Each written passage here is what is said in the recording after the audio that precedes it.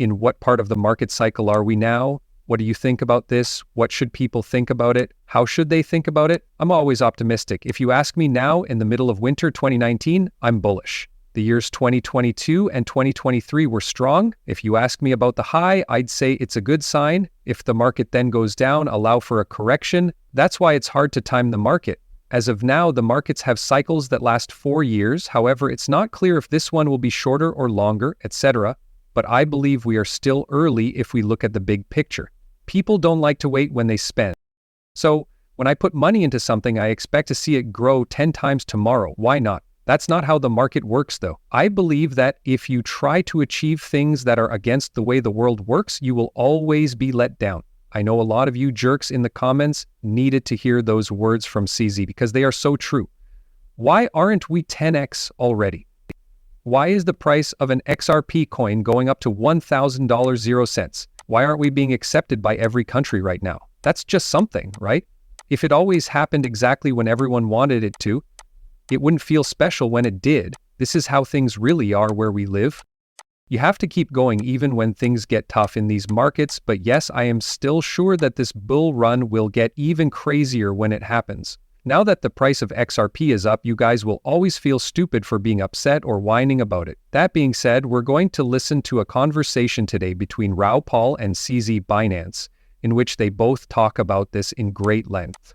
Okay guys, I have to say that this is really cool content today. Please pay close attention and click the like button so that everyone can see it. Let's watch the movie. People are also interested in the idea of strategic stores because that's what they think is going on. Tell us about that and what you're hearing. Some countries are very far ahead of the rest when it comes to that. I think Bhutan's king, His Majesty, is in the city today. He was one of the first people to use crypto. He's really smart.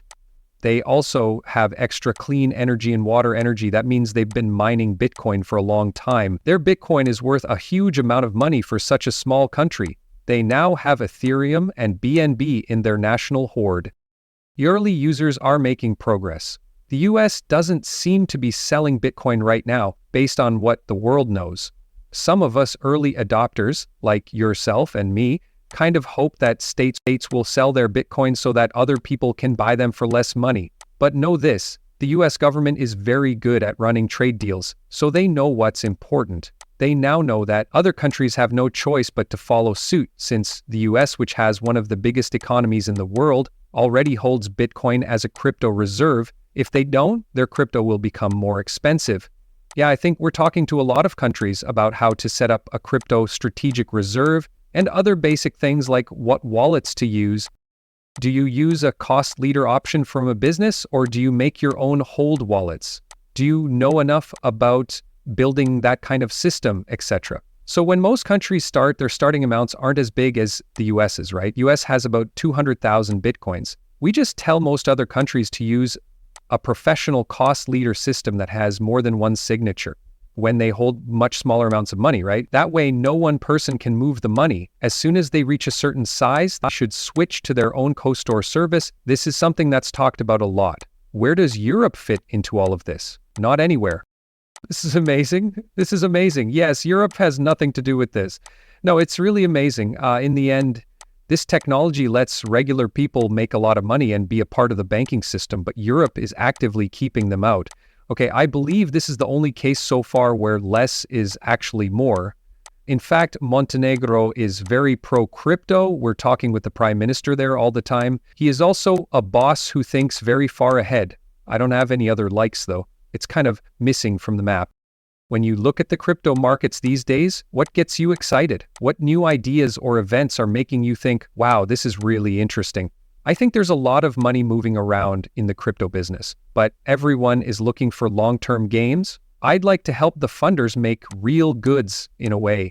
That means I'm a builder. It's good to make things that a lot of people use. That then is the one most important measure. It's not a small price. It's not everything else. It's just helping people make use cases. This is why I'm actually spending most of my time today on easy tasks with founders. I talked to the owners and looked at a bunch of different projects to try to help them.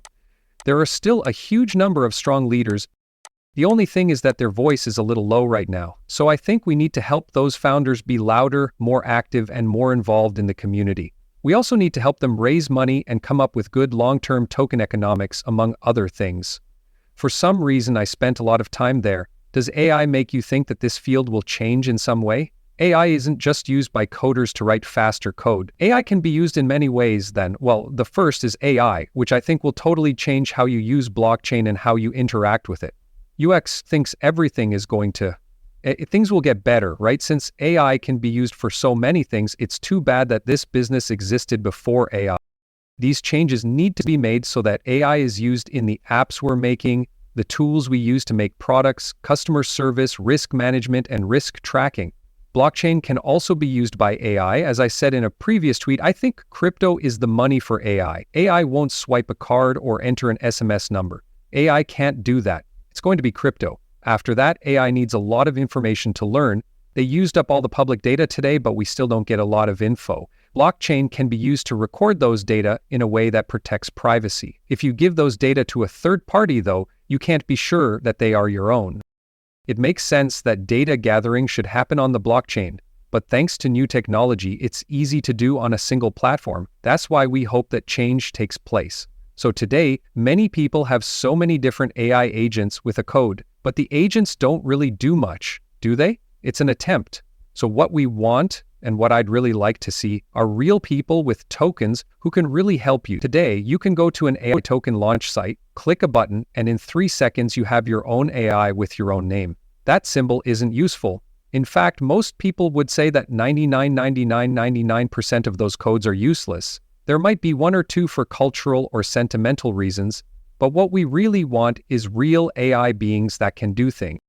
These days, the big ones like DeepSeek, ChatGPT, etc., those AIs are very big and can do lots of things. AI that isn't as big as those guys can do a lot of things, like edit videos and photos. I just saw a demonstration of AI that paid for a hotel reservation. These AIs now have to go through a website, though. We hope that one day you'll be able to book that by AI talking to AI, right?